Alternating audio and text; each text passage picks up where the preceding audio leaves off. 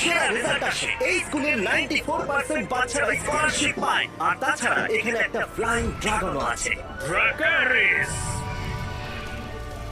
আমি কোনোদিন ভাবতেই পারিনি যে এরকম একটা স্কুল বাস্তবে আছে কিনা, তাই আমি ড্যান আর ড্যারেনকে ওখানে অভিজ্ঞতা সঞ্চয়ের জন্য পাঠালাম।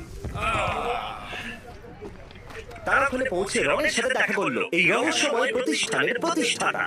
আমি ইস্টার্ন নর্থ ক্যারোলিনার দেশ থেকে এসেছি। আমার বাবা মা কখনো কলেজ যায়নি, আমি প্রথম গেছি।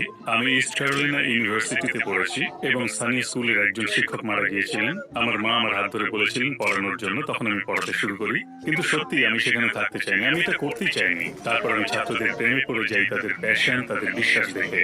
আর তার 5 বছর পর আমি একটা টিভি শো দেখি যেখানে হার্লেমের স্কুলগুলোকে দেখি যেগুলো ছিল ওভারক্রাউডেড। তখন আমি ভাবলাম মনে মনে যে আমি হার্লেমে টিচিং করতে পারি, তাই আমি ওখানে চলে গেলাম, যেটা খুব চ্যালেঞ্জিং ছিল। কিন্তু বেসিক্যালি আমি নর্থ ক্যারোলিনায় যেটা করেছি সেটাই ওখানে করলাম। আমি স্টুডেন্টস আর তাদের পরিবারের